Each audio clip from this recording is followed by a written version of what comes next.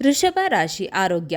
ಈ ವರ್ಷ ನೀವು ನಿಮ್ಮ ಆರೋಗ್ಯದ ಬಗ್ಗೆ ಜಾಗರೂಕರಾಗಿರಬೇಕು. ವರ್ಷದ ಆರಂಭದಲ್ಲಿ ಯಕೃತ್ತಿನ ಕಾಯಿಲೆಗಳು ಬರಬಹುದು. ಮಾರ್ಚ್ ಏಪ್ರಿಲ್ನಲ್ಲಿ ಮುಖ ಶುಕ್ರವು ಗರ್ಭಿಣಿಯರಿಗೆ ಕೆಲವು ಸಮಸ್ಯೆಗಳನ್ನು ಉಂಟು ಮಾಡಬಹುದು. ಜುಲೈ ತಿಂಗಳಲ್ಲಿ ಆಹಾರ ವಿಷವಾಗುವ ಸಾಧ್ಯತೆಗಳಿವೆ. ಆದ್ದರಿಂದ ಫೈಬರ್ ಭರಿತ ಆಹಾರವನ್ನು ಸೇವಿಸಿ ಮತ್ತು ಸಾಕಷ್ಟು ನೀರು ಕುಡಿಯಿರಿ. ಇದು ನಿಮ್ಮ ಜೀರ್ಣಾಂಗ ವ್ಯವಸ್ಥೆಯನ್ನು ಉತ್ತಮವಾಗಿರುತ್ತದೆ.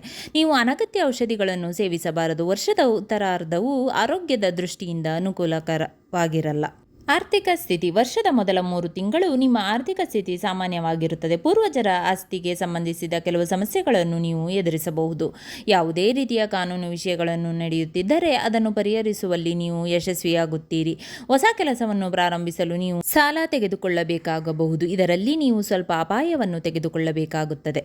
ಆದಾಗ್ಯೂ ಇದು ನಿಮ್ಮ ಕೆಲಸವನ್ನು ಪೂರ್ತಿ ವಿಡಿಯೋಗಾಗಿ ಮತ್ತು 12 ರಾಶಿ ಭವಿಷ್ಯ ತಿಳಿದುಕೊಳ್ಳಲು ಕೆಳಗಡೆ ಇರುವ ಲಿಂಕನ್ನು ಕ್ಲಿಕ್ ಮಾಡಿ ವೀಕ್ಷಿಸಿ.